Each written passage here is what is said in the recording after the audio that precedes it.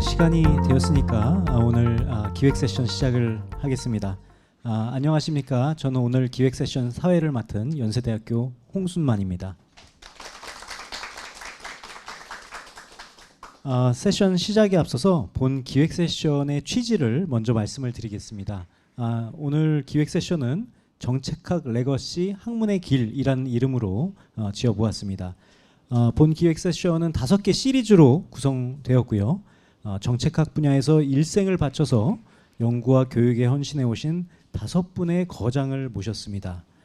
이분들은 모두 우리 사회의 현실 문제 해결을 위해서 치열하게 노력하고 연구해 오신 원로 교수님들이십니다. 각자의 연구 여정을 들어보고 급변하는 사회와 정책 환경 속에서 후배 연구자들과 함께 고민해야 할 새로운 연구 아젠다와 도전 과제에 대한 제언도 나누는 자리입니다. 오늘은 본 기획 세션의 4번째 순서입니다. 5개 세션 중에 4번째 순서고요. 성균관대학교 이명석 교수님을 모셨습니다. 이명석 교수님께서는 성균관대학교 교수로 재직 중이시고요. 거버넌스 분야의 이론을 정립하신 권위 있는 연구자이십니다. 오늘 발표 주제는 거버넌스 신드롬과 위기로 정해 주셨습니다. 시작하기 전에 한 가지 공지사항 먼저 말씀을 드리겠습니다. 본 기획 세션을 만들 때 저희가 생각을 했던 게 귀한 분들을 모시고 시간에 쫓겨서 하실 말씀들을 다 못 하시는 상황이 많이 벌어지는 것 같아서 이 80분 세션 동안 충분히 하시고 싶으신 말씀을 하실 수 있도록 충분히 시간을 배정하는 것을 목표로 했습니다. 그러다 보니까 이제 말씀하시다가 이제 좀 짧아지면은 세션이 조금 일찍 끝날 수도 있다는 점 미리 말씀을 드립니다. 그러면은 이명석 교수님을 앞으로 모시겠습니다. 큰 박수 부탁드립니다.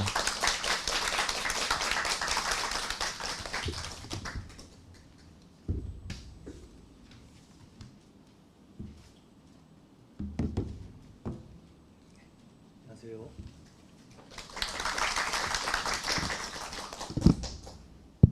예, 반갑습니다. 먼저 이런 귀한 자리를 마련해 주신 정책학회 감사드리고요.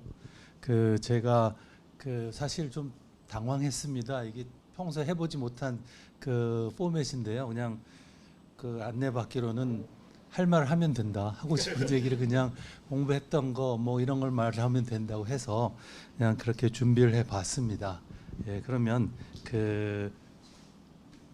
이쪽에 나오는데요. 예, 알겠습니다. 거버넌스 신드롬과 위기인데요. 제가 벌써 한 15년 전인데요. 2010년쯤 됐을 때인데 무슨 세션에서 거버넌스에 관해서 이제 뭐 개념이 뭐 어떻고 이런 얘기를 했어요. 그랬더니 그 세션에 사회를 보시던 선생님께서 아직도 거버넌스를 얘기하냐? 그게 언제적 얘기인데 이러셨어요. 근데 그로부터도 벌써 15년이 지났는데요. 근데 저는 아직도 거버넌스가 중요하다고 생각하고요. 또 그다음에 거버넌스라는 개념이 유행한 그 패턴 자체가 상당히 저는 흥미롭게 느껴졌습니다. 그러니까 아마 뭐 이런 말씀드리면 좀 그렇지만 저는 20세기의 교수가 됐거든요. 그래서 지금 21세기가 벌써 4반세기가 지났잖아요. 근데 제가 그래서 젊어서부터 행정학을 정책학을 공부하면서 전반부에는 거버넌스라는 얘기를 들어본 적이 없습니다.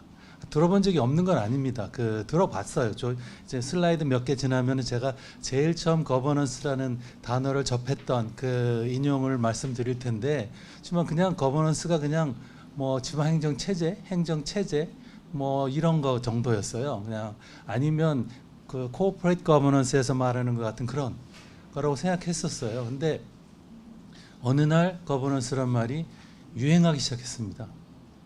그래서 여기 3번째 줄에 보시면 BGAG 했는데 이게 Before Governance, After Governance입니다. 그래서 2000년, 그러니까 1990년에서 2000년을 경계로 해서 거버넌스란 말이 급속하게 유행하게 됐는데 그 유행을 겪으면서 제가 참 흥미로운 현상을 많이 발견했습니다. 그리고 특히 행정학과 관련해서 정책과 관련해서 그렇습니다.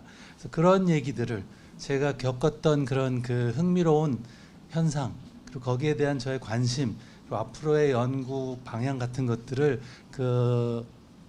여러분들과 함께 나누어 보고자 했습니다. 그러면은 아마 이 시리즈의 취지에 좀 부합하지 않을까 그렇게 생각했습니다. 그래서 먼저 여기 보시면 이론적 과제 1, 2 이렇게 제가 정리를 했는데요. 그러니까 전반부에는요. 그러니까 거버넌스 유행 전반부에는 거버넌스란 말이 협치라고 번역이 됐어요. 협치요. 그러니까 협력, 뭐 수평적 협력, 참여 뭐 이런 것으로 정의가 됐습니다. 그런 정의 자체에는 뭐 이견이 없었던 것으로 보여요. 물론 거버넌스 자체가 그런 의미를 갖는다고 말한 사람들도 있고, 뭐 신거버넌스나 뭐 네트워크 거버넌스 이런 것이 그런 의미를 갖는다고 말하는 사람들도 있는데, 그런 것 때문에 거버넌스가 좀 더 개념적으로 혼란스러워졌는지 모르는데, 하지만 협력, 협치 이런 것에 관심이 있었습니다. 그래서 그때 이론적 과제는 거버넌스를 새로운 사회 문제 해결 방법, 뭐 협력, 뭐 수평적 협력 이런 것으로 정의하는 것과 그다음에 어떻게 하면 그런 협력이 가능할지 조건 같은 것을 연구하는 것이었을 거라고 생각이 돼요. 그런데 최근에는요, 그러니까 2020년 이후 뭐 아무튼 최근입니다. 정확한 연도는 제가 규정할 수 없지만 어느샌가 거버넌스가 관리 운영 이런 의미로 사용이 됩니다. 근데 이건 전혀 잘못된 것이 아니죠. 왜냐하면 사전적인 의미가 이거니까요. 근데 여기서 제가 의아하게 생각했던 것은요, 거버넌스란 말이 그러면 도대체 행정학이나 행정에 어떤 영향을 줬는가 하는 거죠. 거버넌스 유행이. 그러니까 말씀드리면 20세기에는 거버넌스란 말이 유행하지 않았어요. 그러니까 그럴 때도 관리 운영 이런 거 중요했을 겁니다. 뭐 협치도 중요했을 거고요. 근데 유행하고 나서 20세기도 21세기도 이제 사반 세기가 지났는데, 그러고 나서 그러면 거버넌스라는 개념이 유행했기 때문에 뭐 행정학이 뭐 이론이 달라졌다거나 뭐 프랙티스가 달라졌다거나 그런가 하는 겁니다. 제가 생각할 때는 안 그런 것 같아요. 그렇지 않은 것이 제가 거버넌스 신드롬이라고 정의하는 말하자면 병리 현상인데요. 그러니까 물론 여전히 관리 운영이라고 말할 때 투명, 참여 이런 것들이 좀 양념으로 쳐집니다. 근데 그거는 제가 볼 때는 중요한 차이가 아닌 것 같아요. 그렇게 차별성이 있는 것이 아니에요. 그래서 이론적 과제 두 번째는 그러면 도대체 왜 거버넌스란 말이 이렇게 쓰이는지, 그리고 그렇다면 거버넌스가 애당초 유행할 때 강조하고 싶었던 새로운 사회 문제 해결 방법인 뭐 협력, 뭐 네트워크 이런 것들은 그러면 왜 사용이 안 되는 건지, 무슨 문제가 있는 건지 이런 것들을 연구하는 것이 또 두 번째 중요한 이론적 과제라고 생각이 됩니다. 그런 말씀을 간단하게 한번 같이 나누고 싶습니다. 여기 보시면 슬라이드가 26개인데요. 네, 저에게 맥시멈으로 40분 정도 주어진 것 같은데 시간을 열심히 해보도록 하겠습니다. 먼저 아까도 말씀드렸던 것처럼 거버넌스는 사전적인 의미는 관리입니다. 운영, 관리 이런 겁니다. 통치라는 말도 쓰이지만 이게 그러니까 무슨 다스린다거나 이런 의미, 사람이 사람을 통치하는 이런 뉘앙스는 아닌 것 같아요. 적어도 그렇습니다. 그래서 뭐 영어 사전에 보면 이렇게 뭐 도시나 회사나 이런 것들이 통제되는 방법, 운영되는 방법, 뭐 그다음에 저는 이걸 사회적 조정이라고 정의했는데요. 뒤에 다시 말씀드리겠지만 조정의 대상이 대부분의 경우는 조직 관리, 조직을 대상으로 하지만 저는 그것까지 포함하는 좀 더 광범위한 조정의 대상은 사회 문제라고 생각합니다. 그래서 조직을 관리하는 것도 사회 문제일 테니까요. 그렇게 생각했습니다. 그리고 또 고려대 한국어 사전을 보면 이게 최근에 거버넌스에 관한 정의인 것 같은데 이렇게 돼 있어요. 그러니까 근데 여기 보시면 제가 두 번째 줄에 말씀드렸던 것처럼 다양한 이해관계자들이 주체적으로 참여하고 투명하고 이런 얘기가 나옵니다. 그렇지만 결국은 공동의 목표를 달성하기 위해서 조직이나 뭐 시스템을 관리하고 운영하는 시스템이라는 소리거든요. 근데 그러면 이렇게 정의했을 때 물론 다양한 이해관계자 말이 들어갔고 뭐 주체적인 행위자란 말도 들어갔고 투명하게란 말도 들어갔지만 이게 그렇게 차별화되는 정의인가 하는 거죠. 여기에 협치, 그러니까 처음에 거버넌스가 유행할 때 강조됐던 수평적 협력이나 그러니까 계층적인 통제에 의존하지 않는 사회 문제 해결 이런 요소가 얼마나 남아 있는가 하는 거죠. 그 제가 볼 땐 별로 없고 이게 그 거버넌스를 계속 혼란스럽게 하는 이유인 것 같습니다. 그리고 이게 잘못된 것이 전혀 아니고요. 사전적인 의미가 이러니까요. 그런 것이 그 좀 아쉽습니다. 그래서 애매모호하게 거버넌스란 말을 들으면 마치 뭔가 새로운 것, 개혁적인 것, 참여적인 것 이런 것처럼 생각되는데 그렇지만 결국 보면 그냥 전통적인 그 사회 문제 해결 방법이나 정부 조직 방법이나 정책 결정 과정에 그냥 참여를 좀 더 늘리는 거, 이 정도로 그 활용되는 것이 아닌가 싶습니다. 그렇다면 왜 거버넌스가 유행했는가 하는 것이 제 의문이었어요. 그러니까 그 초기에 그 뒤에 나오는 뭐 앵글로 거버넌스 스쿨이나 이런 그 로즈나 이런 사람들은 정부와 차별화되는 걸 거버넌스라고 했고, 뭐 정부에서 거버넌스로 변화한다고 했고, 뭐 정부 없는 거버넌스란 말도 쓰고 했거든요. 그럼 그런 말을 쓴 학자들이 나중에 다 후회했지만 그런 말을 썼거든요. 그렇다면 뭔가 굉장히 차별화되는 것이라 될 텐데 지금 쓰이는 거버넌스란 말은 전혀 그런 의미가 아닌 것 같아요. 이렇게 광범위하게 유행하고 있는데도 그런 것이 저의 그 연구 질문이었습니다. 여기 보시면 2010년부터 현재까지 보시면 요 좌측 상단에 있는 것은 그 구글 Ngram, 그러니까 구글이 그 1800년대부터 텍스트를 전부 디지타이즈해서 단어를 검색하게 하는 거래요. 어마어마한 일이죠, 그죠? 그거를 그 본 건데요. 2010년부터 현재까지 보면 거버넌스란 말이 뭐 조금 늘었습니다, 그죠?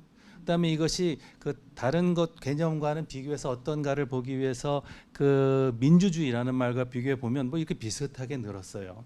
그다음에 그 우측에 있는 것은 우리나라의 그 빅카인즈에 나오는 그 기사에서 거버넌스란 말이 사용되는 걸 검색한 것인데 2010년부터 보면 늘고 있습니다.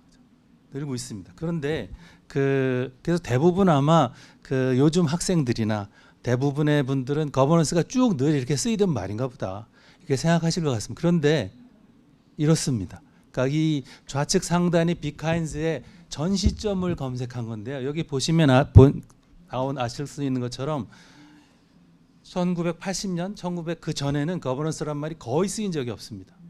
이건 무슨 비율이에요.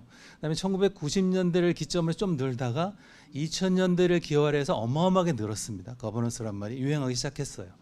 근데 여기 그 밑에 보시면 디모크라시란 말은 그렇지 않고 뭐 이렇게 붙임을 걷으면 옛날에도 많이 쓰였어요. 근데 거버넌스란 말 이렇게 갑자기 늘었고요. 빅카인즈에 나타나는 우리나라 기사 검색을 보셔도 아까 보시면 뭐 계속 늘었던 것 같지만 2002년 전, 2000년 전 이때는 우리나라 신문에 거버넌스란 말이 언급된 적이 없습니다. 그러니까 뭐 쉽게 말하면 그렇습니다. 그러니까 거버넌스란 말은 그러니까 2000년을 기점으로 해서 뭐 좀 길게 보면 1990년을 기점으로 해서 급속하게 유행했습니다.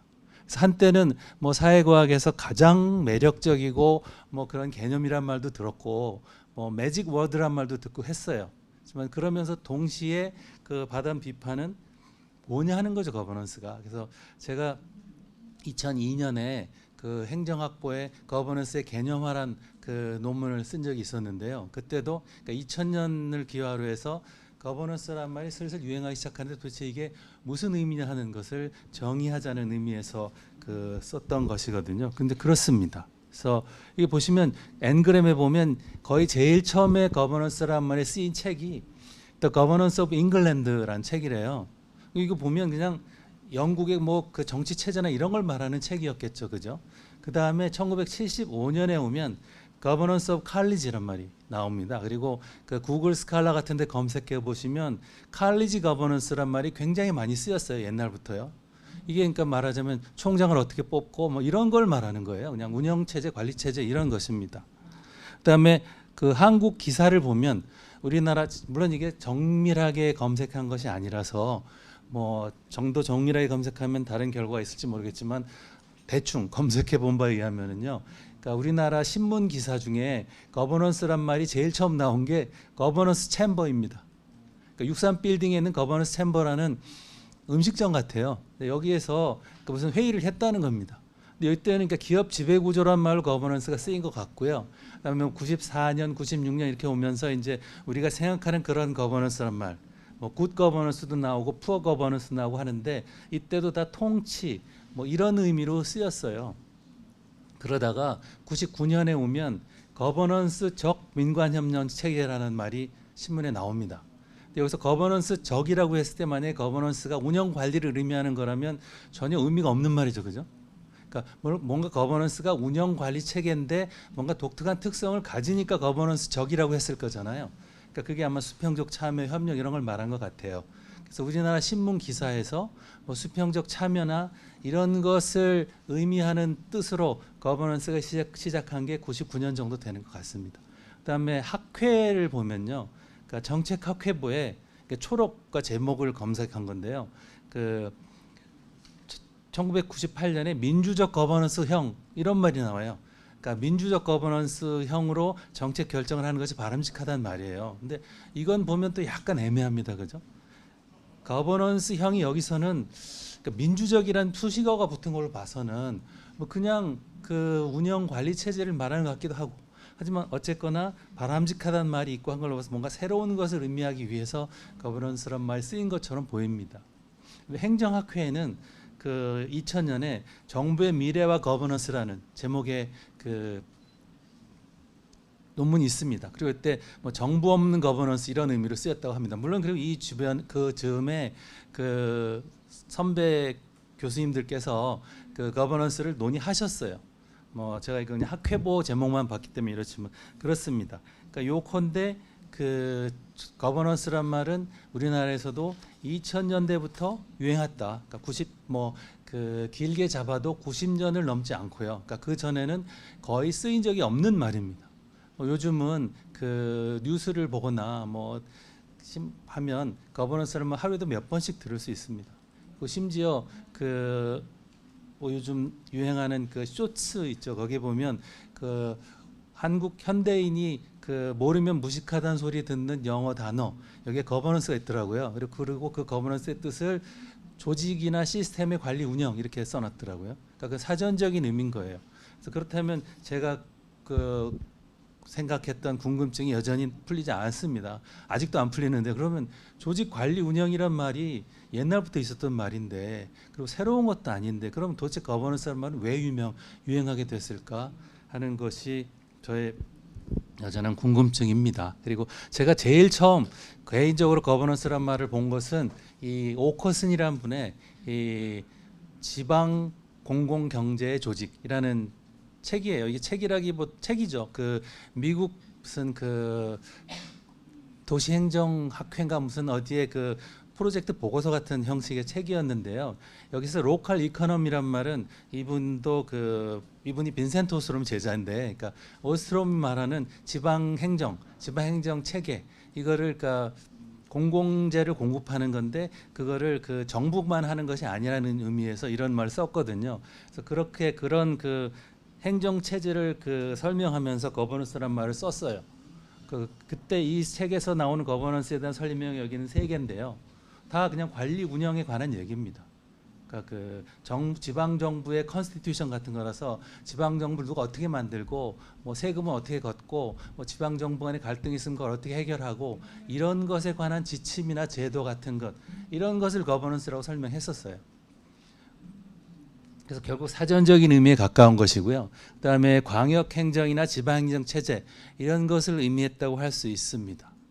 요 비슷한 시기에 그 거버닝 더 커먼스라는 그 책도 제가 접했는데 거기에서 거버넌스란 말은 별로 안 쓰였습니다. 뭐 중요하지 않았고 그냥 그때 거버닝 더 커먼스는 그러니까 공유제 문제를 어떻게 해결할 것인가 하는 이런 그 취지였던 것 같습니다.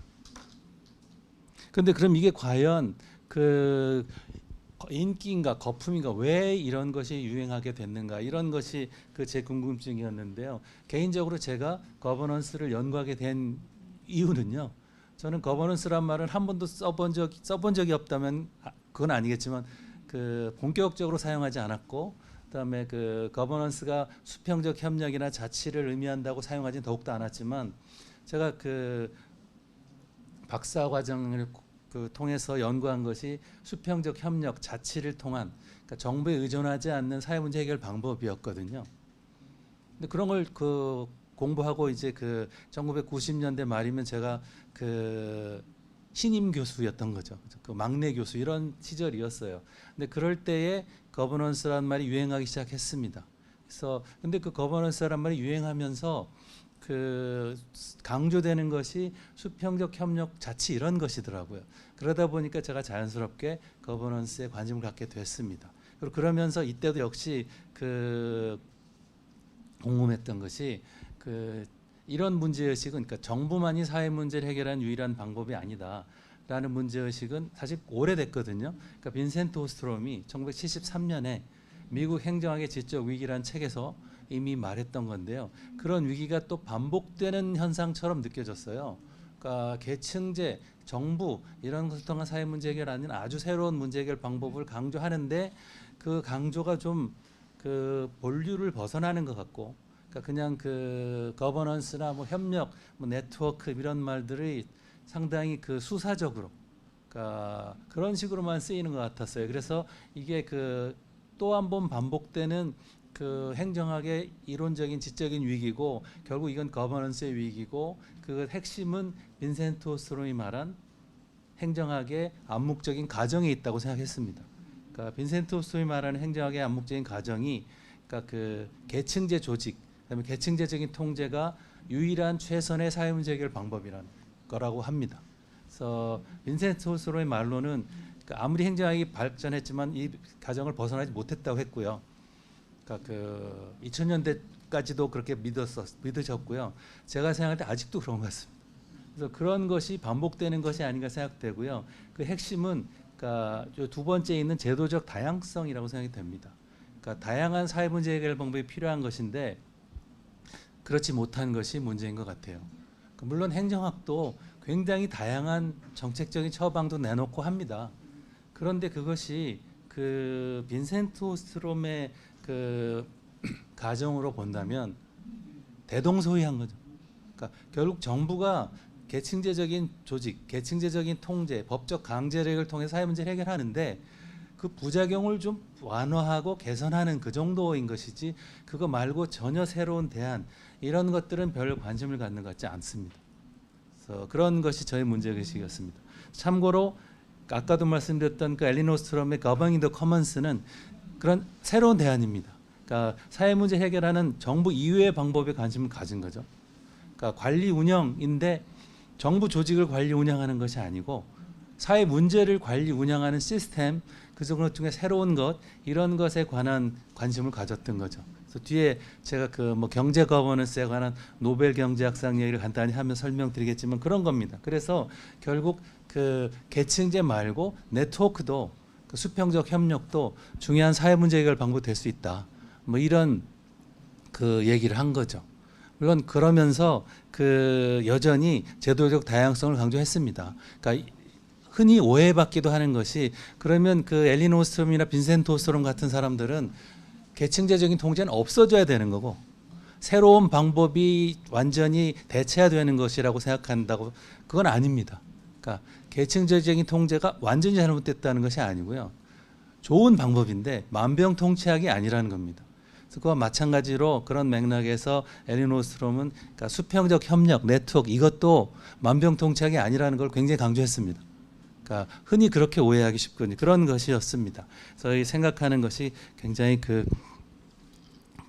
큰 사고의 전환이었다 이렇게 생각하고 그런 문제 의식으로 거버넌스의 인기를 제가 한번 생각해 보고 싶었습니다. 그래서 그럼 왜 유행했는가 하는 거죠. 거버넌스는요. 아까도 말씀드렸던 것처럼 제가 생각할 때는 뭐 정부가 뭔가를 굉장히 잘못하고 있으니까 그리고 행정 개혁이 계속 반복되고 있는데 계속 개혁의 필요성이 있습니다. 그러니까 지속적으로 개혁이 실패한다는 것을 의미하는 거죠. 그래서 그렇다면 왜 그러면 굳이 정부에 의존하면서 사회 문제를 해결해야 될까? 정부에만 의존해야 사회 문제 해결할 수 있다면 어떻게 됐건 정부를 개선해야 될 텐데요. 그게 아니고 그럼 만약에 다른 방법이 있을 수 있다면 다른 방법으로 사회 문제 해결하면 정부를 통해 사회 문제 해결할 때 나타나는 부작용 같은 것들을 줄일 수 있지 않을까? 그런 문제 의식이 중요하다고 생각했습니다. 그게 어쩌면 로즈나 이런 초기에 소위 우리가 앵글로 거버넌스 스쿨이라고 하는 그런 사람들이 생각한 거버넌스의 개념이었던 거죠. 그러니까 그런 사람들은 거버넌스를 정부와 완전히 다른 차별화되는 새로운 문제 해결 방법으로 생각했던 겁니다. 근데 물론 그거 말고 뭐 세계화 민주화 이런 것 때문에 거버넌스란 말이 유행했다. 뭐 이렇게 설명하는 분들도 있고요. 그다음에 월드뱅크에서 굿 거버넌스라는 개념을 밀고 있거든요. 그러니까 지금도 그렇고요. 그러니까 이것 때문에 거버넌스라는 개념이 유행했다 하는 설명도 있습니다. 그런데 굿 거버넌스에는 전혀 뭐 수평적 협력이나 네트워크나 이런 강조점은 없습니다.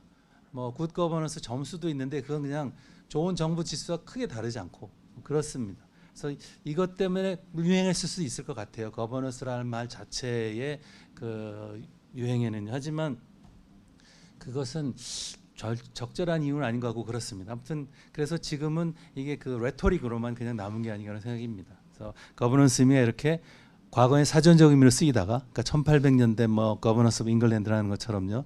그러다가 그 1990년, 2000년 들어서면서 뭐 협치, 뭐 수평적 협력 뭐 이런 걸 강조하면서 그 굉장히 유행했었는데 최근엔 다시 사전적인 의미로 돌아간 것이 아닌가 이런 그 생각입니다. 그래서 이렇게 되다 보니 문제가 뭔가 하면은요. 그러니까 개념적 모호성입니다. 그러니까 거버넌스라고 말했을 때 무슨 의미인지 알기가 어렵습니다. 사람들이 말을 썼을 때요. 물어볼 수도 없고 애매합니다. 그렇습니다. 그래서 심지어 거버넌스적인 무슨 문제 해결 이렇게 얘기했을 때도 그게 무슨 의미인지를 생각하기 애매합니다. 그리고 어떻게 보면 사실 거버넌스는 이게 새로운 개념이라고 하지만 가장 오래된 사회 문제 해결 방법인지도 모릅니다. 그러니까 계층제나 시장은 전부 현대적인 의미의 정부가 작동해야만 가능합니다. 시장도 정부가 작동해야만 작동할 수 있는데 수평적 협력은 아닙니다. 정보가 없어도 작동할 수 있습니다. 작동하기 어렵죠. 그렇습니다. 근데 이거를 지나치게 모호하게 정의하면서 그러니까 지나치게 모호하게 정의하다 보면 전통적인 사회 문제 해결 방법인 계층제 거버넌스나 정부와 크게 차이가 안 나는 것으로 정의하기 쉽거든요. 그렇게 되다 보니까 그 본격적인 개혁의 동력이 약화되게 되고요. 오히려 전통적인 계층제 거버넌스를 강화하는 뭐 그런 부작용이 생길 수도 있는 것 같습니다. 그러니까 네트워크가 별로 대수로운 게 아니라는 거죠. 그러니까 현실에서 보면 이게 네트워크 거버넌스 뭐 협치라고 했는데 알고 봤더니 정부가 일을 많이 했고 전통적인 그 사회 문제 해결 방법 별로 다른 게 아닌 거예요. 그러면 네트워크 별게 아니구나. 그리고 이게 그러니까 뭐 계층제와 뭐 시장의 하이브리드 같은 정도구나. 이게 새로운 게 아니구나. 이렇게 생각하게 된다는 거죠. 그러다 보니 네트워크 거버넌스를 본격적으로 사용하지 못하게 되는 것이고 그것이 제가 생각하는 거버넌스 신드롬입니다. 그러니까 계층제 거버넌스가 적절한 수준보다 항상 과도하게 사용될 것이라는 것이 제가 생각하는 거버넌스 신드롬 가설이거든요. 그래서 그러다 보니 서브 옵티멀리티 이런 것이 나타날 거다는 거죠.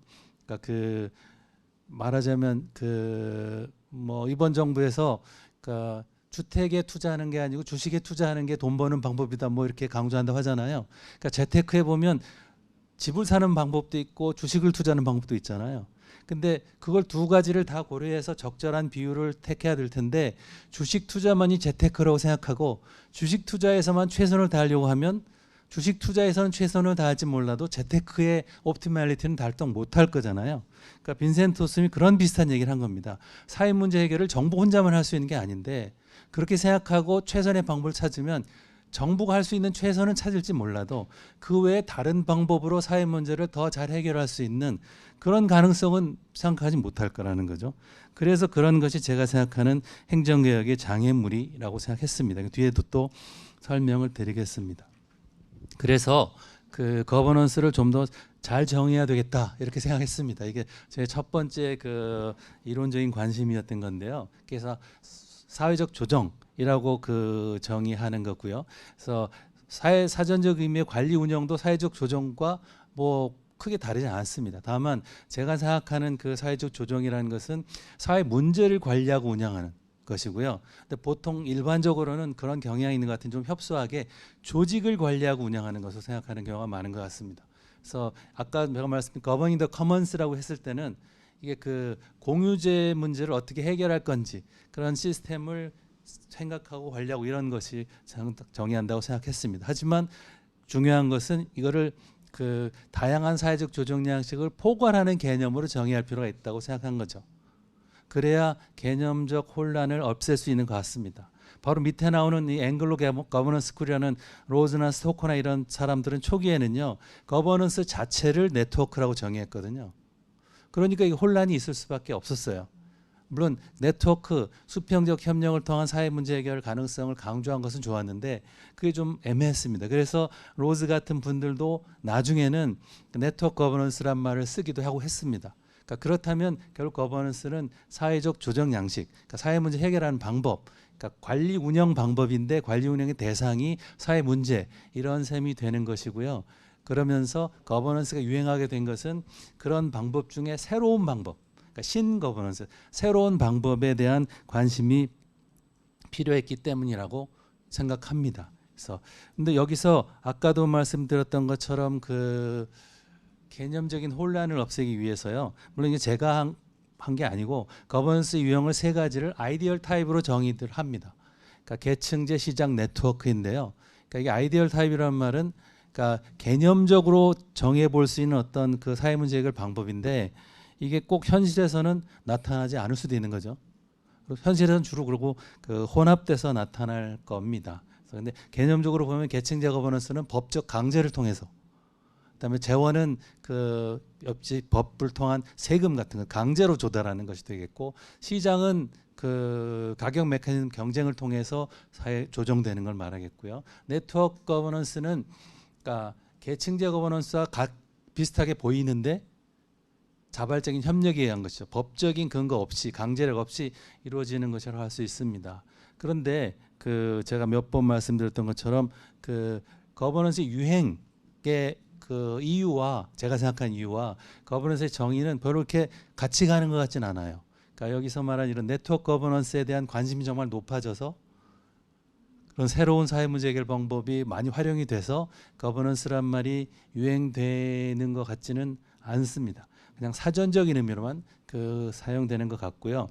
그다음에 참여 협력 이런 뉘앙스가 좀 강조된다고 했는데 참여 협력도 애매합니다. 참여도 그러니까 전통적인 참여는 정책 결정 과정에 참여하거나 투표하거나 이런 걸 말하는 거고요. 그런데 그 제가 생각하는 그 네트워크 거버넌스에서 말하는 참여는 그게 아니고 정부가 하던 일을 시민사회가 정부의 강제력 없이 새롭게 맡아서 하는 것 같은 걸 말하거든요. 그러니까 그 어제 보니까 일본의 뭐 조세이 해저 탄광에 그 한국인 그 노동자 130 몇 분이 수몰됐대요. 근데 그거를 그 몇십 년 동안 100년도 넘었겠죠, 그죠? 100년도 넘었나요? 아무튼 100년은 안 됐겠네요. 그동안 그 한국 정부도 일본 정부도 관심이 없었는데 일본의 시민단체에서 크라우드 펀딩을 통해서 4억 7천만 원인가를 모아서 유해를 발굴했다는 거예요. 그게 뉴스에 나왔어요. 그럼 이것도 중요한 사회 문제였을 것인데 이렇게 사회 문제 해결하는 데는 정부의 예산이 써서 전혀 쓰이지 않았고요. 그러니까 계층제 거버넌스는 전혀 작동하지 않았고 마켓 거버넌스 작동하지 않았습니다. 그럼 그거는 네트워크 거버넌스에서 이루어진 셈이겠죠. 이런 것을 말합니다. 이게 그 새로운 참여라고 할 수 있습니다.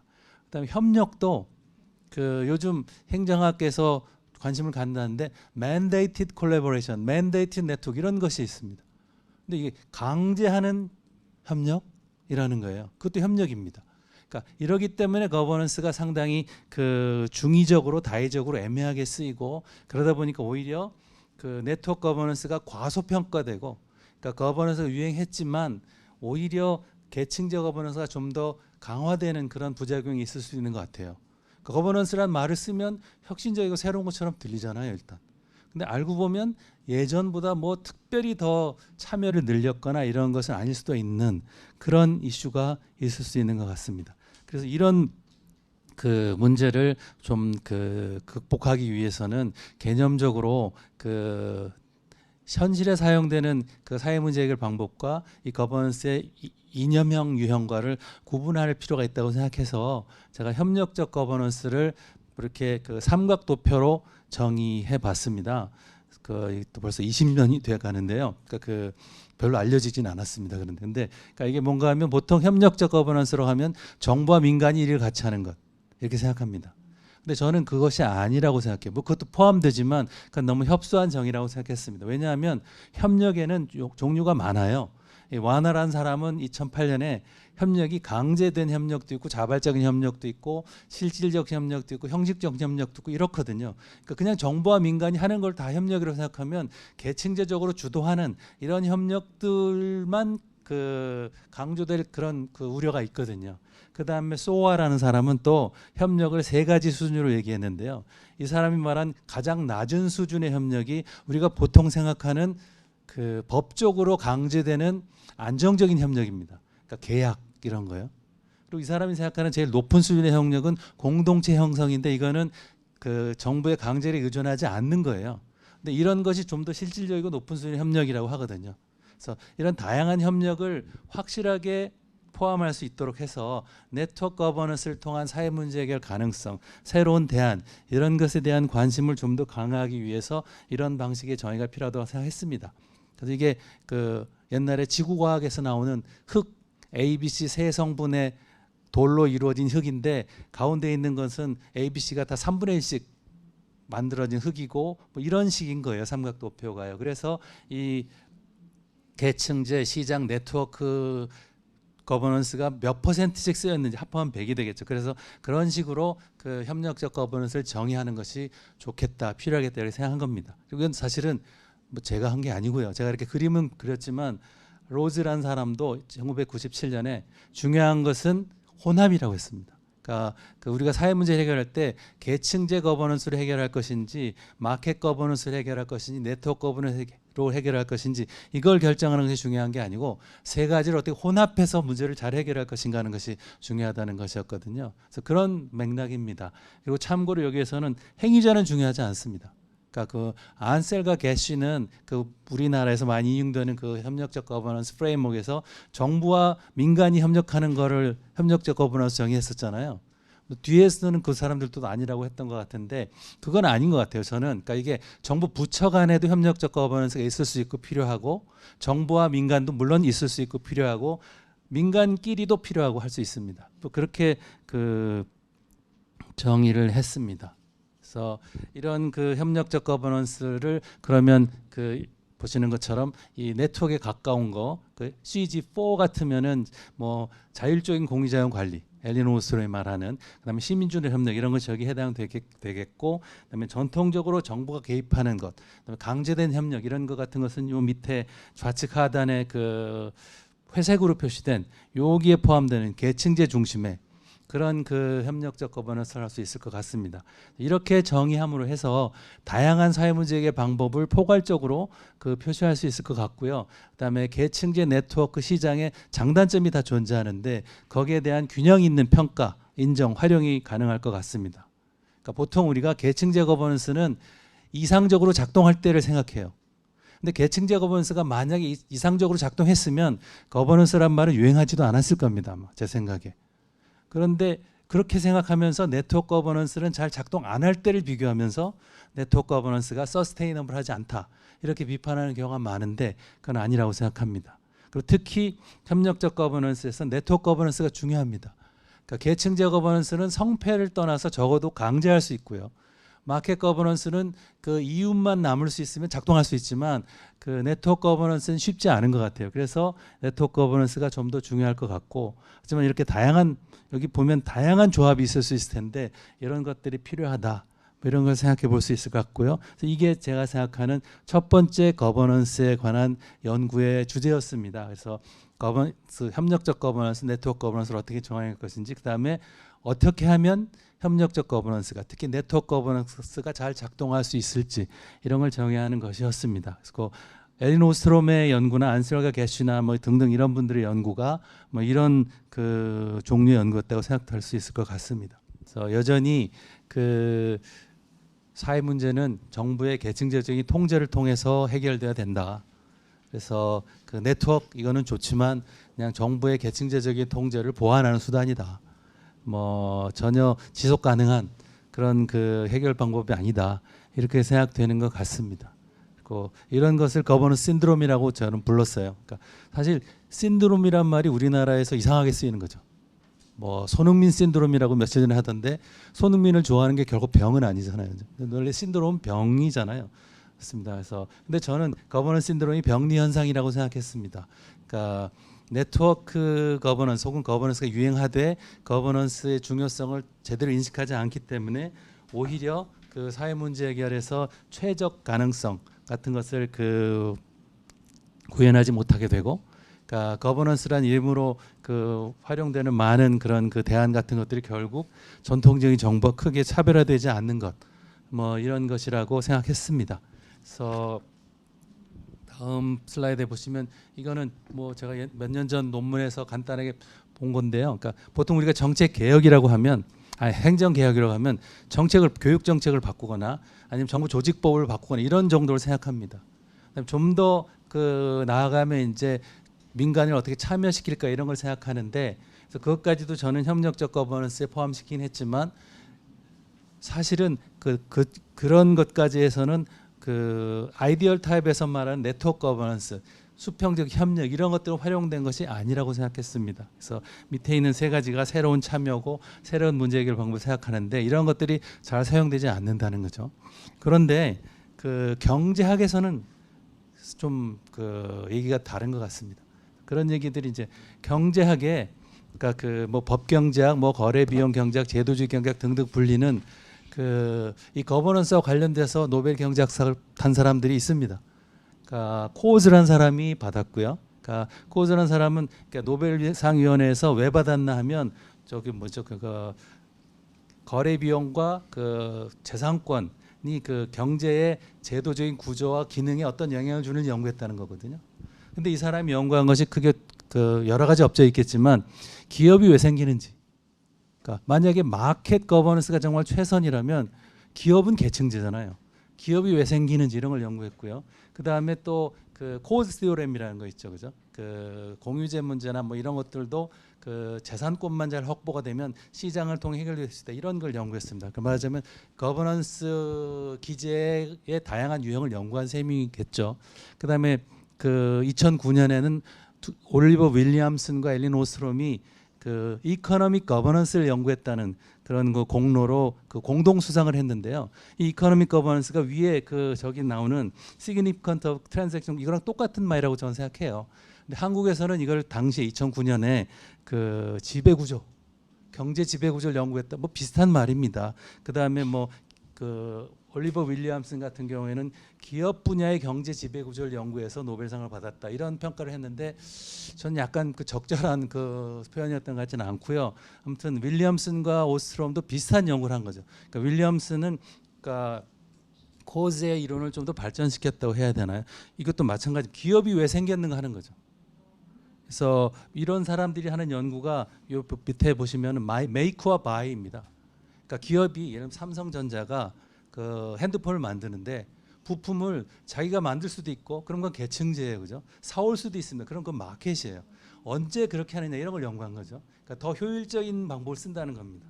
그 다음에 오스트롬은 비슷한 건데 이코노믹 거버넌스 연구했는데 커먼스였습니다, 그죠? 그러니까 오스트롬 뭔가 하면 자발적인 협력, 수평적인 협력을 통해서 계층제가 아닌 방법으로 커먼스를 관리할 수 있다는 걸 연구했습니다.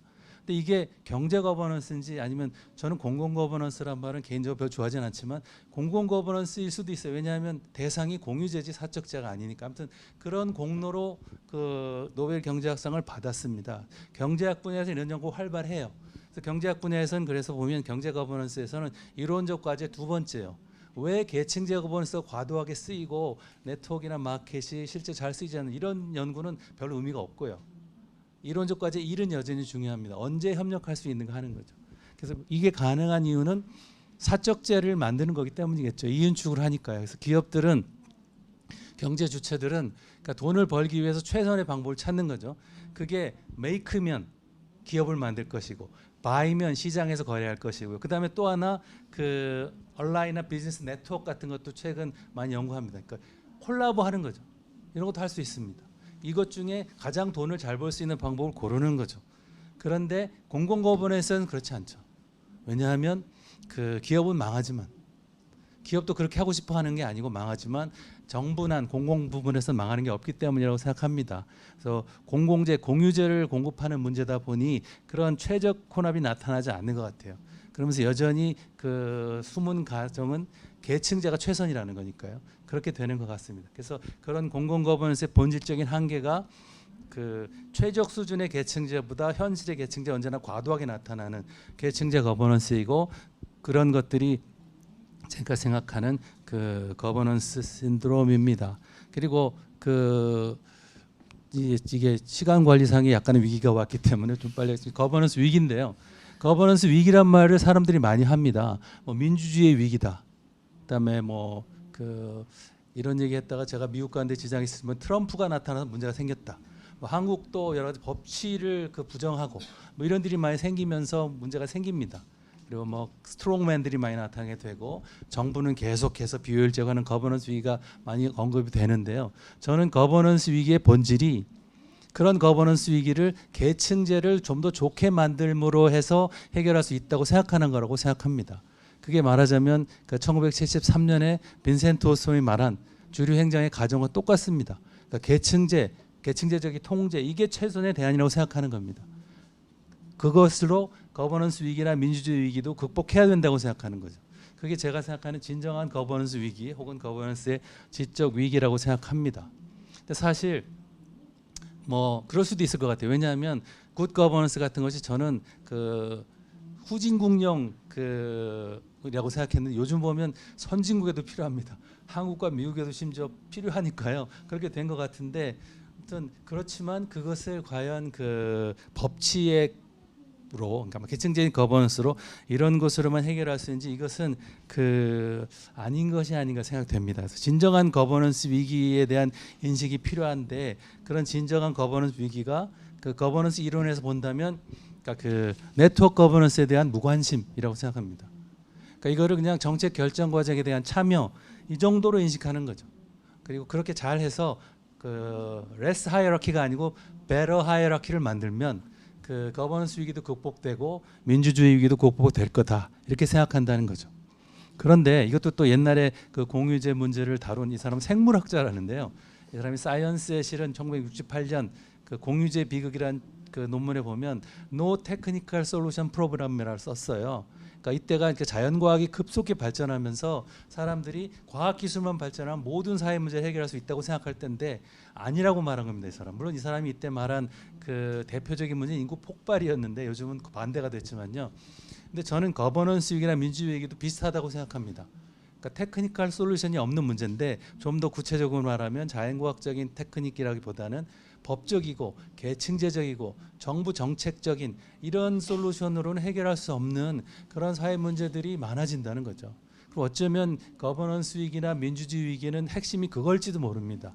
그러니까 이런 문제를 계층제를 통해서 해결하려고 하면, 법으로 정책을 만들어 해결을 하면 오히려 부작용만 생길 수 있지 않을까 생각합니다. 그래서 이제 마지막 슬라이드입니다.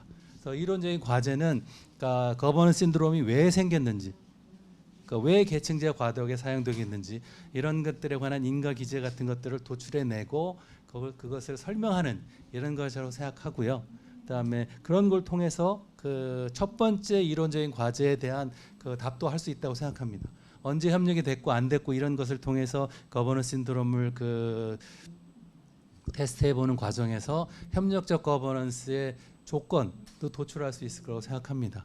이런 걸 통해서 그 50년 더 전에요. 그러니까 빈센트 호스롬이 말했던 그 미국 행정학의 지적 위기, 그 전통의 행정학의 기본 가정, 이런 것에 대한 그 새로운 시각을 가질 수 있게 할 수 있을 것 같고요. 그런 걸 통해서 기본적으로 사회 문제 해결에 대한 새로운 대안 같은 것을 찾을 수 있지 않나 생각합니다. 그 마이크의 그 좀 그 성능이 안 좋았지만 그리고 제가 그 시간을 제대로 지키지 못했지만 그 여기서 마치도록 하겠습니다. 감사합니다.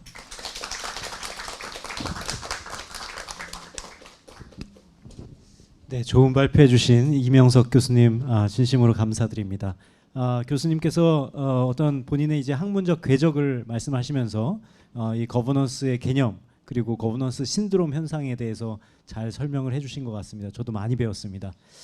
다음 순서로 이제 두 분의 이제 토론자를 모셨습니다. 근데 그 토론자분들 모시기 전에 저희 학회에서 한 가지 순서를 마련을 했습니다. 학회장님과 연구위원회에서 이명석 교수님의 오랜 연구와 교육 헌신에 감사드린다는 의미로 감사패를 준비했습니다. 이명석 교수님 앞으로 나와 주시고 감사패 수여는 학 회장님께서 해주시겠습니다. 감사패 성균관대학 교수 이명석. 귀하께서는 정부, 시장, 시민사회 간의 협력의 원리를 체계화하고 거버넌스를 정교하게 개념화하여 행정 이론의 발전에 크게 기여하셨습니다.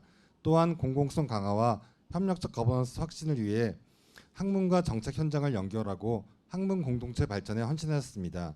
이에 거버넌스 연구의 새로운 지평을 열어주신 귀하의 공로에 깊이 감사드리며 정책학회 회원의 뜻을 모아 입회를 드립니다. 2025년 8월 26일 한국정책학회장 박형준. 예, 교수님. 예, 감사합니다. 존경합니다. 이거 저희가 축제처럼 하려고 그러거든요. 그 이명석 교수님과 내가 한번 사진을 찍어보고 싶다. 연관이 있다. 모두 앞에 나와서 같이 사진 찍는 시간 갖도록 하겠습니다. 예, 다 나오세요. 예, 예. 오, 소고기. 예. 이게 저희가 어떻게 보면 제가 제일 존경하는 저희 거버넌스에 제가 하는 존경하는 교수님이라서 저도 좀 같이 사진을 찍겠습니다. 예. 예, 나중에 다 여러분 내가 이렇게 하는 저희 학문적 우리 레거시 계신 분들이 이렇게 1, 2층으로 좀 이렇게 같이 이렇게 같이 좀 앉고 그래서 이렇게 다 안 나오죠. 앞으로 오세요. 앞으로 오세요. 앞으로 오세요. 앞으로 오세요. 앞으로 오세요. 예. 앞으로 오세요. 앞으로 좀 오세요. 이렇게 다 같이 이게 꽉 차는 저렇게 다 앉아서 듣는 이 세션이 학회에서 별로 없습니다. 예. 쉬어도 되겠다. 다 나와요? 네, 다 나옵니다. 찍겠습니다. 하나, 둘, 셋. 자, 앉아서 찍겠습니다. 이명석 교수님 사랑합니다. 네. 이명석 교수님 사랑합니다. 사랑합니다. 하나, 둘, 셋. 조금만. 위주로만 한번 더. 네. 네. 감사합니다. 이명석 잘 나옵니다. 예, 토론해. 토론자. 이거는 토론이라기보다는 저희 약간 존경심을 담아서 말씀드리는 거니까. 예. 네, 회장님 감사합니다. 네, 들어가셔도 되겠습니다. 저희가 원래 이제 당초 그 세션 초반에 감사패를 드리려고 했었는데 학 회장님께서 다른 쪽 그 세션 축사가 있으셔서요. 그래서 중간에 이제 좀 흐름을 끊고 이제 감사패 수여를 했습니다. 양해 말씀드립니다. 그리고 사실은 이 행사 이 감사패를 깜짝 이벤트로 준비를 했는데 사실 다음 세션에 계신 김태일 교수님께서 들어오셔서 어떻게 본의 아니게 이렇게 되었습니다. 자, 그럼 이제 두 분의 이제 토론자를 모시겠습니다. 첫 번째 토론자로 경기대학교 허성욱 교수님을 모셨습니다. 큰 박수로 맞이해 주시기 바랍니다.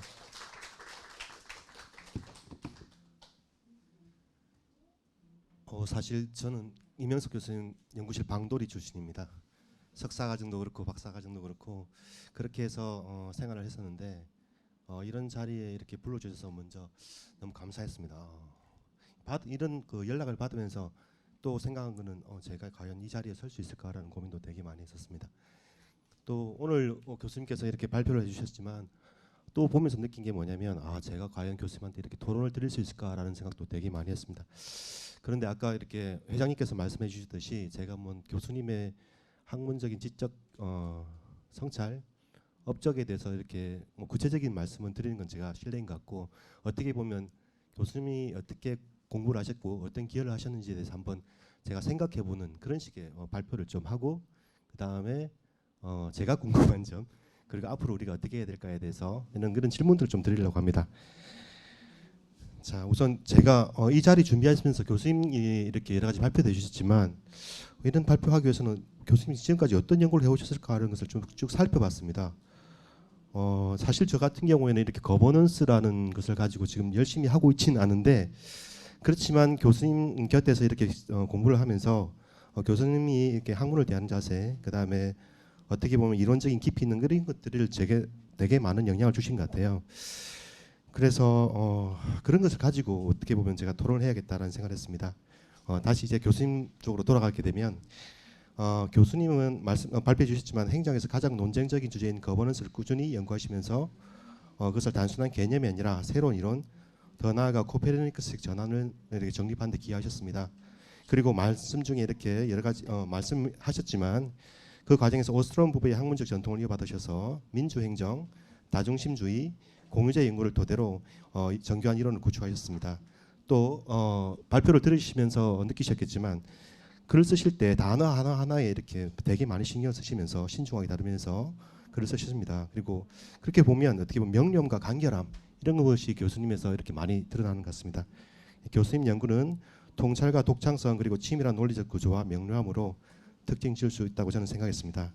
이런 태도는 요즘에 연구가 점차 양산화되고 어떻게 마케팅화되어가는 이런 실정이 있다고 저는 느끼는데 교수님의 연구는 좀 그렇지 않지 않느냐, 우리는 그러지 않아야 되지 않느냐라는 말씀을 어떻게 보면 명징하게 해주셔서 그런 부분이 가슴에 많이 와닿았습니다. 그리고 교수님 연구를 쭉 살펴보면서 전 책 하나가 기억나는데 오래된 미래라는 책이 이렇게 기억이 났습니다. 뭐 다 아시겠지만 헬레나 노르베리 호지가 이렇게 지은 건데요. 전통의 제와 미래의 길을 함께 이렇게 엮는 겁니다. 그죠? 그래서 교수님도 보면은 행정학에서 이렇게 되게 깊이 다루어졌던 부분들을 계속 비판하시면서 새로운 지평으로 이렇게 연결하시면서 또 어떻게 보면 다시 한 번 더 공공성에 대해서 생각해 주시게 하는 이런 학문적 궤적을 밟으신 것 같아요. 네, 그런 것을 보면서 다시 한 번 더 느꼈지만 제가 과연 저렇게 할 수 있을까, 그리고 그렇게 해야 되지 않을까 이런 생각을 좀 했습니다. 이제 교수님이 연구에서 보이는 세 가지 기여인데요. 교수님께서는 오늘 너무 강의를 잘해 주셔가지고 오랜만에 제 목소리 떨리는데요. 옛날에 학생으로 돌아간 것 같습니다. 예, 그런데 뭐 교수님 세부적인 내용이 아니라 제가 생각하기에 교수님의 학문적 기여가 무엇인지를 이렇게 한 세 가지 덩어리로 이렇게 나눠봤습니다. 우선 첫째, 거버넌스 개념의 기초를 정립하셨습니다. 거버넌스가 국내 학계에 본격적으로 도입될 당시 그것은 모호하고 포괄적인 개념이었습니다. 행적 기억 담론 속에서 유행처럼 소비되었지만 학문적으로 체계화되지 못한 상태였습니다. 교수님은 이러한 문제를 인식하고 2002년 거버넌스 개념화라는 논문을 통해서 거버넌스를 사회적 조정이라는 개념으로 명확히 하셨습니다. 이를 통해 거버넌스 연구가 단순한 개념 차용을 넘어서 혹은 일반적 단어를 넘어서 진짜 연구 주제로 이렇게 정착할 수 있는 토대를 마련하셨습니다. 그리고 정부와 거버넌스를 대립적으로 보지 않고 계층제와 거버넌스를 함께 고려하는 균형 잡힌 시각을 제시했습니다. 그리고 또 발표에서는 제시되지 않았지만 교수님 논문 중에서 협력적 거버넌스와 공공성이라는 연구가 있습니다.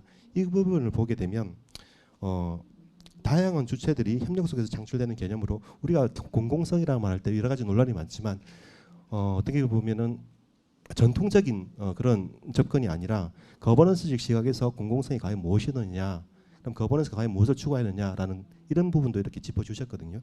그런 부분도 되게 좋은 연구였다고 저는 생각합니다. 그 다음에 교수님이 말씀해 주셨지만 교수님이 2021년 정도에 이렇게 어떻게 보면 자신이 연구하신 부분을 전반적으로 이렇게 훑으시면서 말씀하셨죠. 신드롬인데요.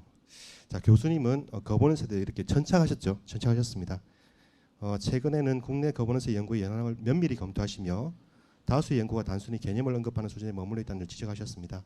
많은 논문들이 정부 계획의 언어로서만 거버넌스를 활용했을 뿐 이론적 발전이나 실증적 검증을 이루어지지 못했습니다. 이에 대해 교수님은 거버넌스 연구가 숫자적 차원을 넘어서는 이론적 체계와 경험적 검증으로 나아간다는 방법을 제시하셨습니다.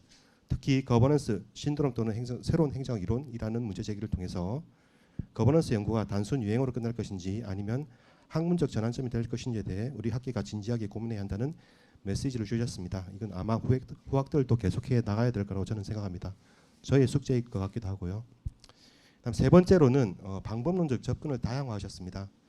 거버넌스를 연구하는 방법론적 틀은 초기에는 1세기 거버넌스를 하는데요. 기술적인 것에 많이 머물렀습니다. 제도 분석이나 사례 연구.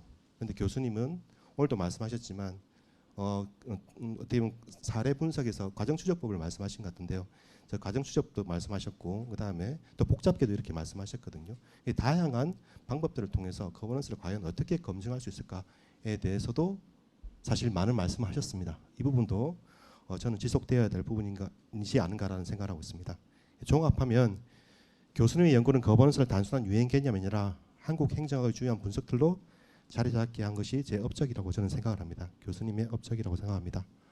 이까지가 제가 생각하기에 교수님이 연구하신 분을 제가 크게 나눠 본 것이고요. 오늘 부족하겠지만 죄송하기도 하고 그렇습니다.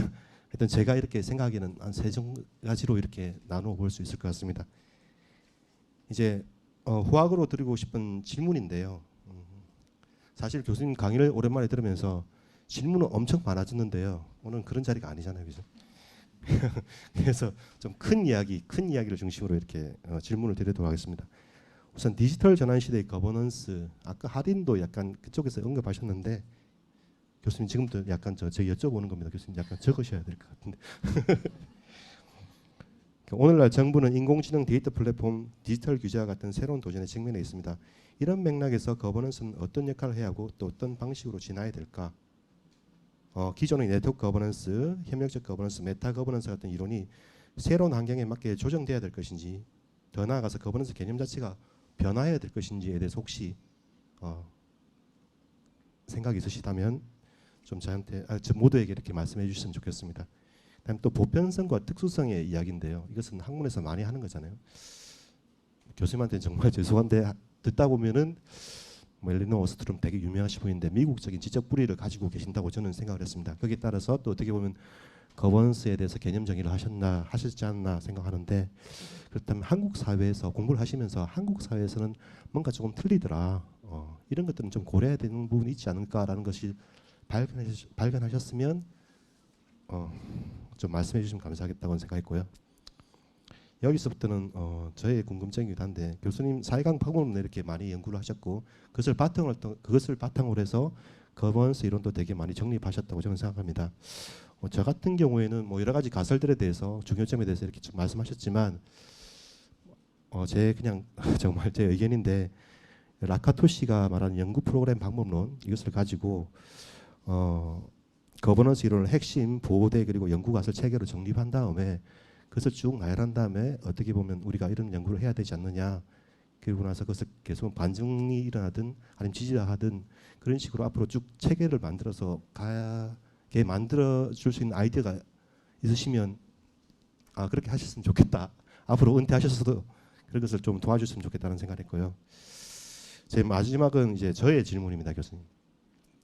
교수님 제도주의 되게 말씀 많이 하셨는데, 제도주의도 요즘 보면은 제사의 제도주의라서 담론적 제도주의라는 말이 나오고 있습니다. 저도 어떻게 보면 정책 내러티브 이런 연구를 하고 있는데요. 내러티브는 복잡한 거버넌스 상황을 스토리와 담론 차원에서 분석할 수 있는 중요한 도구라고 생각합니다. 그래서 단순한 협력 구조가 아니라 의미와 해석, 담론의 경쟁의 장으로서 거버넌스를 바라본다면 또 거버넌스의 새로운 모습, 정말 신드롬인가 아닌가라는 것도 좀 발견할 수 있을 거라고 생각합니다. 또 분명히 어떻게 보면 저는 교수님이 좀 알고 계실 거라고 생각하는데, 엘리노아 오스트롬 이렇게 얘기하니까 또 제도분 IAD를 하신 분들이 제도 분석틀을 가지고 연구하시는 분들이 제도 문법이라는 것을 가지고 또 연구를 하시잖아요, 그렇죠? 그런 것들을 또 어떻게 하면 연계해서 거버넌스를 또 어떻게 연구할 수 있을까에 대한 생각을 해보셨다면 말씀해 주시면 감사하겠습니다. 자, 이제 맺은 말인데요. 너무 많은 질문을 드려서 죄송합니다, 교수님. 이상으로 제 작은 평가와 질문을 드렸습니다. 오늘 저는 토론자로 왔다가 오히려 교수님의 마지막 수업을 듣는 제자라는 마음으로 이 자리에 섰습니다. 교수님의 연구와 학문적 태도는 앞으로 저와 그리고 후학들에게 중요한 길잡이가 될 것 같습니다. 교수님 너무 감사드립니다. 네, 감사합니다.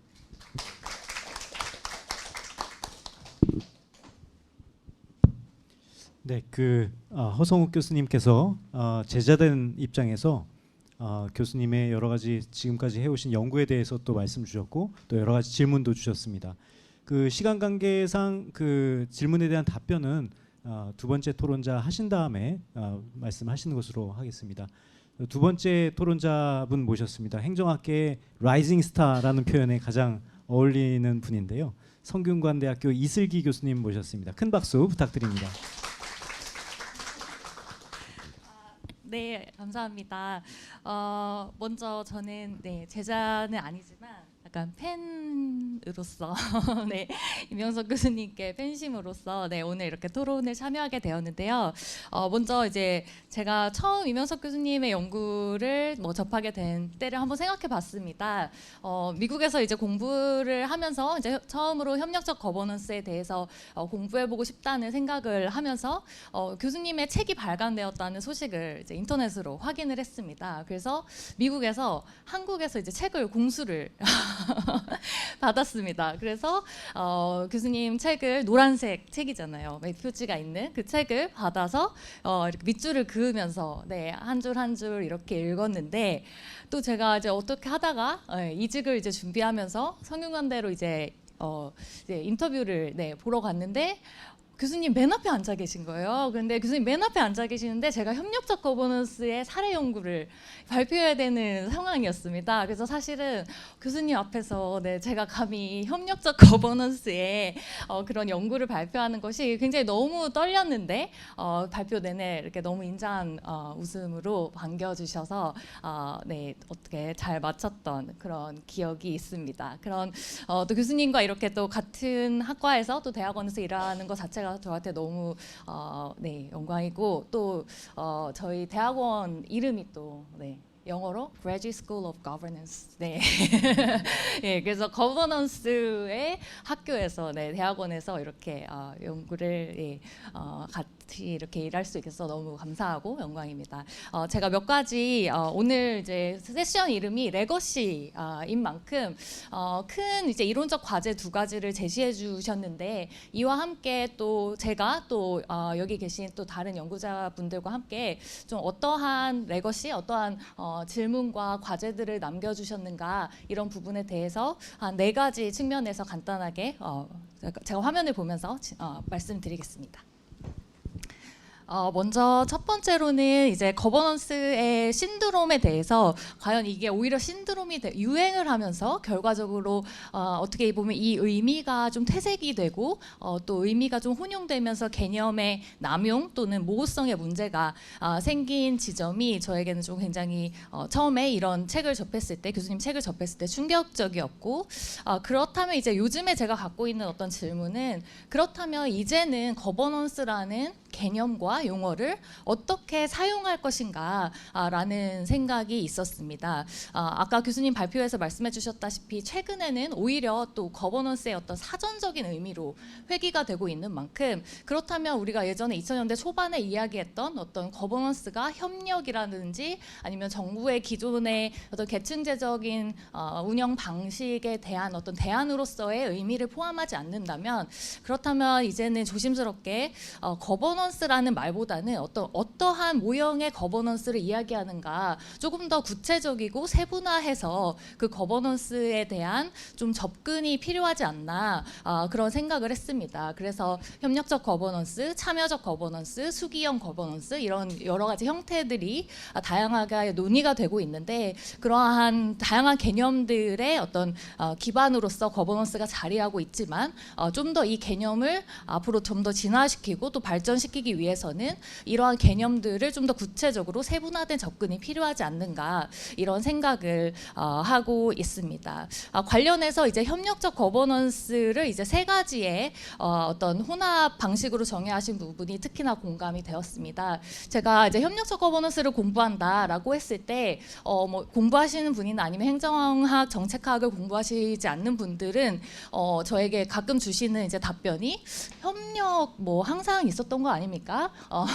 뭐가 그렇게 새롭죠? 아니면은 기존에 어차피 정부가 없으면은 작동하지 않는 거 아닙니까? 이제 아까 교수님께서 해주신 말씀과 맥락이 통하는 것 같은데요. 그러한 측면에서 협력적 거버넌스라는 것이 완전히 정부가 없거나 완전히 계층제가 없거나 한 것이 아니라 결국엔 3가지 모형이 어떤 이제 혼합이 되는 그런 부분이 중요하다고 다시 한번 강조해 주신 것 같습니다. 저는 그런 부분과 관련해서 이제 앞으로의 연구에서는 그렇다면 이 혼합 때문에 발생하는 문제가 무엇일까라는 부분을 좀 더 집중을 하고 싶습니다. 그 교수님 앞에서 이제 발표했던 연구가 이제 협력적 거버넌스에서 책무성이 어떻게 충돌하고 그로 인해서 이제 책무성의 갈등이 어떤 식으로 나타나는가라고 하는 연구였는데요. 책무성의 갈등이라고 하는 부분은 하나의 이제 어떤 측면에 불과할 것 같고 이 외에도 이제 기존의 계층제적인 어떤 정부에서 보이지 않았던 그런 거버넌스의 혼합이 만들어내는 새로운 어떤 과제들, 문제들이 있을 것이라고 생각합니다. 그래서 그러한 갈등과 문제들을 조금 더 체계적으로 연구할 필요가 있고, 다만 그러한 연구를 하더라도 그것이 거버넌스, 협력적 거버넌스의 어떤 가능성과 어떤 그 의의를 절대로 이제 저해하는 것이 아니라 오히려 이러한 문제들을 어떻게 해결할 수가 있기 때문에 이것이 그럼에도 불구하고 여전히 실현 가능하고 또 가능성이 있다라는 지점으로 진행이 되었으면 하는 마음이 있습니다. 그리고 이제 세 번째로는 이제 강제된 협력에 대한 말씀을 해주셔서 사실 너무 반가웠습니다. 제가 최근에 갖고 있는 어떤 관심 주제가 강제된 협력이 과연 협력인가? 그리고 강제된 협력이 자발적인 협력과 어떻게 다른가라고 하는 부분인데, 이와 관련해서 이제 제가 우리나라의 지역사회보장 협의체 사례를 좀 연구하고 싶은 이제 마음이 있어서 진행을 하고 있습니다. 이 사례가 굉장히 흥미로운 것이 법적 근거에 의해서 강제적으로 만들어진 협의체인데 이것이 실질적으로 또 협력을 보여주고 있습니다. 그래서 강제된 협력도 협력적 거버넌스로서 기능을 하게 되는데, 그렇다면 이 강제된 협력이 자발적 협력과 어떻게 다른지, 혹은 이 강제된 협력 안에서 법이라든지 제도, 규칙들이 어떠한 기능을 가지고 움직이는지, 예를 들면 이제 한국에서는 보건복지부에서 또 가이드라인처럼 내려주기도 하고 각 시군구에서 조례를 만들어서 운영을 하기도 합니다. 이렇게 보면은 이제 일반적으로 기존의 네트워크 거버넌스로 공부하셨던 분들은 아니 그게 왜 협력적 거버넌스입니까? 다른 뭐 법과 규정의 근거에서 움직이는 것은 네트워크 거버넌스가 아닙니다라고 하시는 분들도 있거든요. 그래서 이러한 강제된 협력이라는 것이 협력적 거버넌스의 지평을 넓혀주면서 또 한편으로는 이 좀 협력적 거버넌스에 갖고 있는 어떤 문제와 가능성들을 동시에 열어줄 것이라고 생각을 해서 이 부분도 앞으로 좀 더 연구가 필요한 부분으로 짚어주시지 않았나 이렇게 생각을 했습니다. 마지막으로는 이제 오늘 말씀해주신 부분을 들으면서 이렇게 새로운 거버넌스의 형태들이 갖고 있는 어떤 다양한 가능성과 뭐 실현 가능성도 있지만 이것들이 과연 민주적 정당성의 문제를 어떻게 보여주고 있는가, 사실은 이게 제가 최근에 가장 많이 연구하는 부분이기도 한데요. 예를 들면 이제 협력적 거버넌스, 뭐 참여적 거버넌스 이렇게 새로운 형태로 정책 결정이 이루어지고 정책이 집행이 이루어진다면 이것이 과연 기존의 관료제보다 더 민주적인가라고 하는 질문입니다. 그동안의 연구에서는 이러한 새로운 형태의 거버넌스들이 좀 더 사회 문제를 해결하는가, 그러니까 약간 효과성 측면에 집중을 해서 많은 연구들이 이루어졌던 것 같은데요. 사회 문제를 해결하더라도 과연 그것이 민주적인 정당성을 갖는가라고 하는 측면에서 상당히 좀 질문을 가지고 있습니다.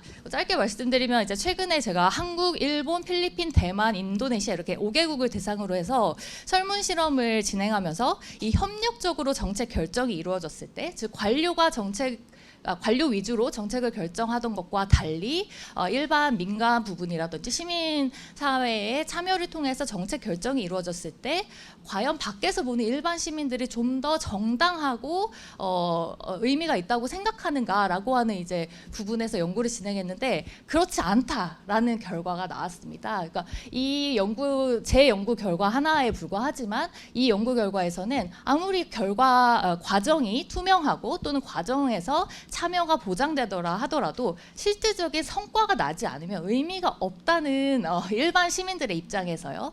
그렇다면 과연 일반들의 인식이 이렇다고 하더라도 그것이 민주적 정당성의 의미가 없다고 할 수 있는가?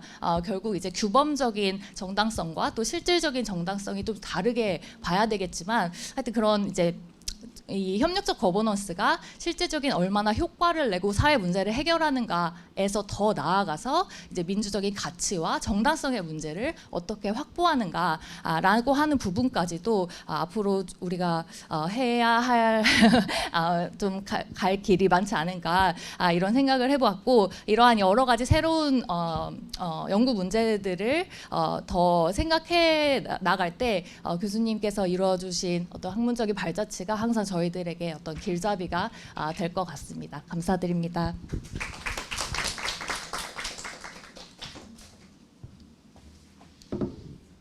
네, 두 분의 토론자분들께 감사드립니다. 당초 이제 계획이 이제 플로어에서도 좀 질문을 받으려고 했었는데 저희 시간이 다 되어서 이것으로 마무리 말씀 청해 듣고 오늘 마무리할까 하는데요. 이 세션 제목을 저희가 고민하다가 정책학 레거시로 잡았습니다. 이 레거시에 초점을 맞춰서 이 우리 정책학계에 큰 족적을 남겨주신 이명석 교수님께 후학으로서 대단히 감사한 마음입니다. 이제 마지막 순서로 이명석 교수님 앞으로 모셔서 토론자분들의 여러 가지 질문들에 대해서도 마무리 말씀 하시면서 해주시고 끝으로 맺은 말 해주시면 되겠습니다. 앞으로 모시겠습니다. 큰 박수 부탁드립니다. 예, 감사드립니다. 다시 한번 이런 자리인 줄은 전혀 몰랐고요. 다시 한번 이런 자리를 마련해 주신 정책학회 감사드립니다. 간단하게 마무리하겠습니다. 저 때문에 늦어졌으니까요. 뭐 디지털 전환 시대 이런 기술적인 발전이 거버넌스에 영향을 주겠지만 제가 생각할 때 아직까지도 아날로그적인 그런 협력의 기제, 뭐 신뢰 이런 것들이 중요하지 않나 이렇게 생각하는데요. 뭐 그런데 AI 이런 것이 하루가 다르게 발전하기 때문에 저는 잘 여쭤보는 모르겠습니다. 그리고 보편성과 특수성 같은 경우는 그런 질문을 제가 많이 받아왔는데 저는 이게 뭐 미국적인 맥락이라고 생각하지는 않고요. 그러니까 후진국에서 사실은 이루어진 주로 사례들에서 발췌된 이론이었다고 생각되고 한국은 특히 그런 협력적인 DNA라고 할까요? 전통이 다른 나라에 비해서 더 강한 게 아닌가 생각이 됩니다. 그래서 어쩌면 대한민국이 이렇게 한강의 기적을 이룬 것이 글쎄요, 뭐 이것도 굉장히 중요한 이슈겠지만 박정희 대통령이 잘해서인지 여담이지만 뭐 빈센트 오스트롬이 저한테 그런 얘기를 한 적이 있습니다. 한국이 그렇게 잘 살게 됐는데 왜 그런 걸 연구해서 아프리카에 안 가르쳐 주냐. 근데 글쎄요, 뭐 잘 모르겠는데요. 그런 맥락에도 이런 네트워크, 수평적 협력의 역량이 작용한 게 아닌가 싶고요. 그런 내용도 추가적으로 필요한 것 같습니다. 그리고 연구 프로그램, 그다음에 다양한 연구 방법 이런 것을 통합해서 그쵸 제 욕심 같아서는 이런 지금은 이제 많은 사람들의 관심에서 멀어져 가고 있는 거버넌스를 연구하는 그런 학문 분야나 그런 이론 같은 것들을 만들고 싶습니다. 아직은 사실은 좀 그런 단계는 아닌 것 같고요. 그러니까 오히려 어쩌면 블루오션이라서 좀 더 할 일이 많은 것 같은데 뭐 이런 일들에 젊은 교수님들이 많이 좀 관심 가져주셨으면 좋겠습니다. 강제된 협력 뭐 이런 여러 가지 이슈들이 굉장히 중요한 것 같고요. 어쩌면 강제된 협력이 가장 효율적인 협력적 거버넌스인 사례도 있을 수 있을 것 같습니다. 그래서 그런 것에 관한 연구 같은 것들이 굉장히 활발하게 있으면 좋을 것 같겠고요. 뭐 민주적 정당성은 저는 개인적으로 생각할 때 정책 결정 과정에 시민단체가 참여했다고 해서 더 민주적이 된다고는 생각하지 않습니다. 그러니까 오히려 어쩌면 정부 관료들끼리 하는 게 더 민주적일 수 있죠. 왜냐하면 민주적으로 선발된 정치인들의 지위를 받으면서 민주적인 절차, 미리 약속된 절차에 의해서 임용된 공무원들이 정책 결정하는 것이 절차적으로는 더 민주적일 수 있을 것 같습니다. 그래서 뭐 시민단체가 참여한다고 해서 더 민주적일 것 같지는 않고요. 또 특히 그런 참여가 형식적이거나 뭐 이렇다면 민주적인 정당성을 확보할 수는 없을 것 같습니다. 근데 그리고 또 한편 생각해 보면 아까 예를 들어서 일본 무슨 수몰 광부들 뭐 찾는 시민단체 그런 시민단체의 그런 인양 작업이라고 해야 되나요? 그것이 민주적인 정당성을 그럼 가졌나요? 안 가졌나요? 그러니까 민주적인 정당성은 상당히 어려운 문제인 것 같은데 그렇게 뭐 간단하게 결론 내릴 수 있는 것 같지는 않습니다. 하지만 이것도 역시 뭐 전익 제가 그 팔이 안으로 굽어서 그러겠지만 그 협력적 거버넌스를 그런 그 믹스로 생각하면서 그런 것이 어떻게 적당하게 사용되는지, 그리고 그때 예를 들면 뭐 정부의 예산이나 법적인 강제력 같은 것이 많이 작동하면 작동할수록, 그렇다면 우리가 전통적으로 생각하는 계층제적인 책임성이나 민주성 같은 것이 더 중요해질 것 같고요. 그렇지 않다면 민주적 정당성도 좀 다른 관점에서 접근해야 되지 않을까, 그렇게는 생각합니다. 아무튼 다 훌륭한 말씀 감사드리고 과분한 말씀 감사드리고요. 앞으로도 그 같이 협력적 거버넌스와 거버넌스를 연구할 수 있는 그런 학자가 되도록 노력하겠습니다. 감사합니다.